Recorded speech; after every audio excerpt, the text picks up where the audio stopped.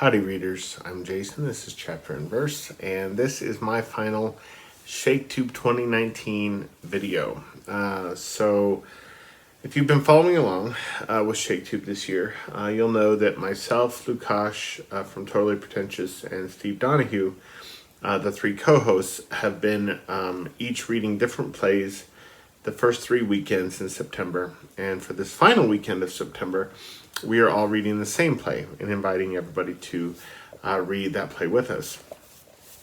And the play that we read for this weekend was The Two Gentlemen of Verona. I really like these RSC editions. They are edited by Jonathan Bate and Eric Rasmussen. Jonathan Bate wrote a biography of Shakespeare called Shakespeare's Soul of the Age, which I read a few years ago, which was marvelous. We don't own a copy of it yet, but this was my first time reading The Two Gentlemen of Verona.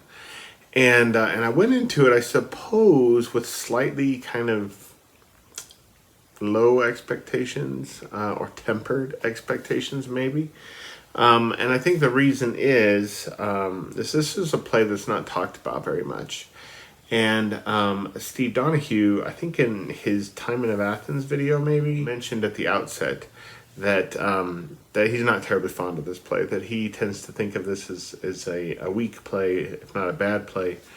And then Lukash, when he sent a Vox message last night to me and Steve, mentioned that he had just filmed his video on it and didn't really feel like there was a whole lot to say about it. And I saw this morning, I haven't watched his video yet because I just finished reading the play, but I saw this morning that his video was like 7 minutes long.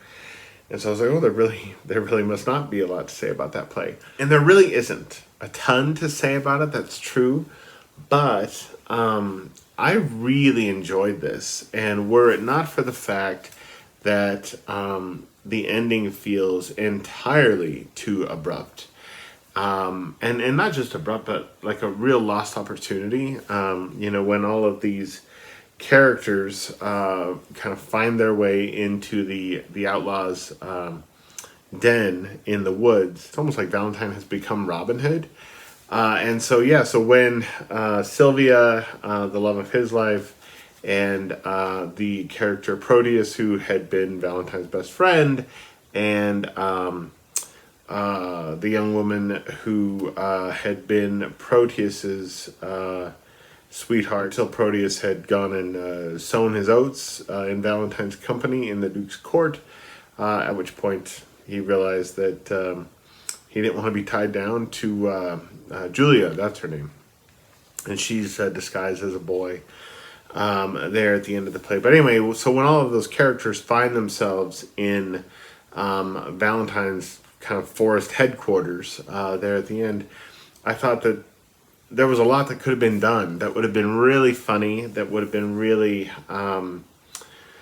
unexpected and beguiling, but instead, no, everything just feels utterly rushed, and Proteus attempts to rape Sylvia, and Valentine steps out from the shadows basically and puts an end to that, at which point Proteus just grovels and apologizes, and Valentine's, it's all right, don't worry about it, it's fine, we're all good, which I didn't find believable in the least. I mean, Shakespeare tends to have these really tidy resolutions at the end of most of his plays, but this felt tidier, and it felt impatient and like a missed opportunity. Like I said, apart from the ending, I thought the play was really funny, and I thought it was really charming.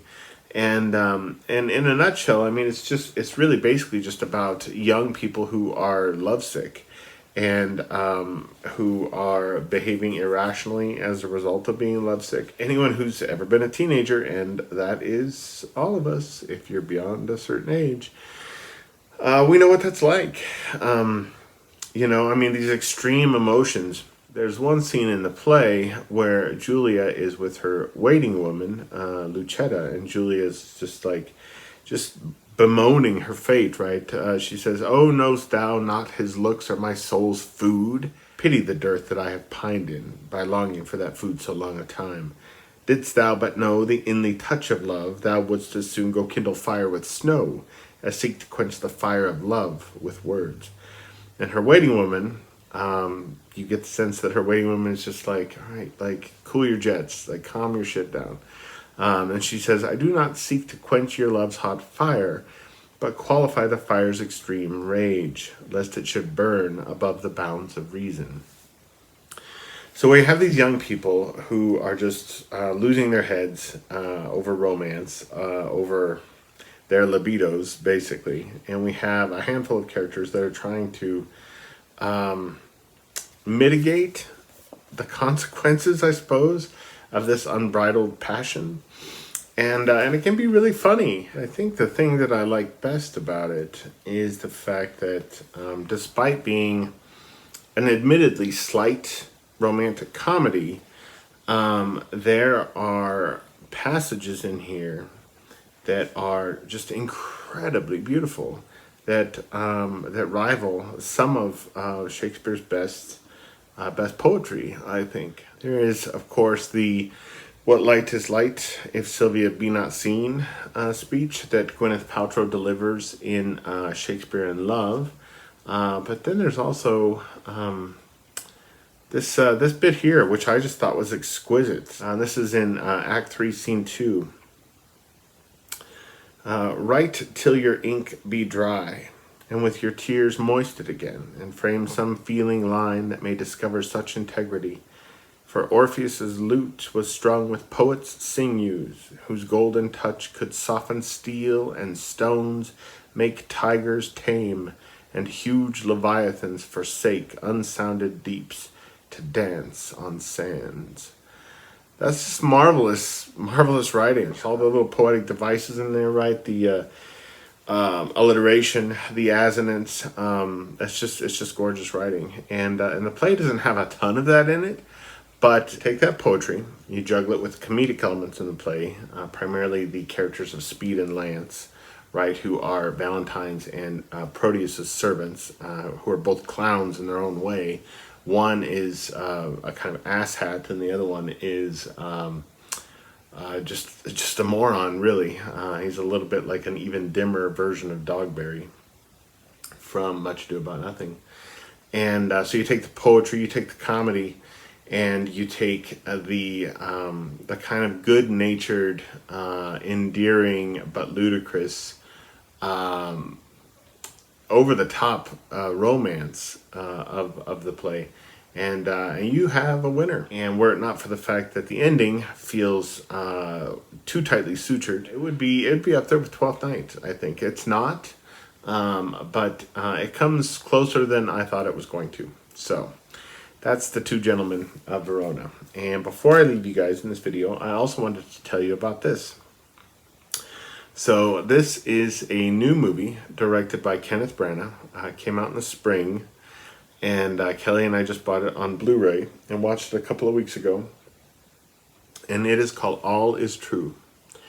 And it is about the last years of Shakespeare's life. When he is retired from the stage, he is returned home to the countryside, into his big old house with his wife and his daughters there, one son-in-law. And Kenneth Branagh plays Shakespeare in addition to directing the film. Ian McKellen is in it, Judi Dench is in it, and it is absolutely wonderful. I was fully expecting to like it. I'm a big fan of Kenneth Branagh, but this thing was so moving. It's so beautifully shot, it's beautifully framed, it's elegant, it's it's respectful without being kind of ass-kissing, if that makes any sense. And I found it so moving at the end, actually, that I just burst into tears. I was just crying my eyes out, and Kelly was rather surprised by that. I think I was actually rather surprised by that. But I cried harder at the end of this than I have on any movie I've seen in at least a couple of years, I would say. So if you are keen to see a new movie about Shakespeare that is just really worth taking a look at, look for All Is True. And that's it. That's Shaketube 2019. For those of you who participated, who commented, who made videos of your own, thank you. It's been wonderful watching those videos. I haven't actually seen a lot of them yet, so I'm going to spend the next couple of weeks getting caught up on those Shaketube videos. But thanks for joining us again this year. We will be back next year, of course, because if there's one thing about Shakespeare that is absolutely true, it's that his work repays rereading. So I will see you guys again very soon. Adios.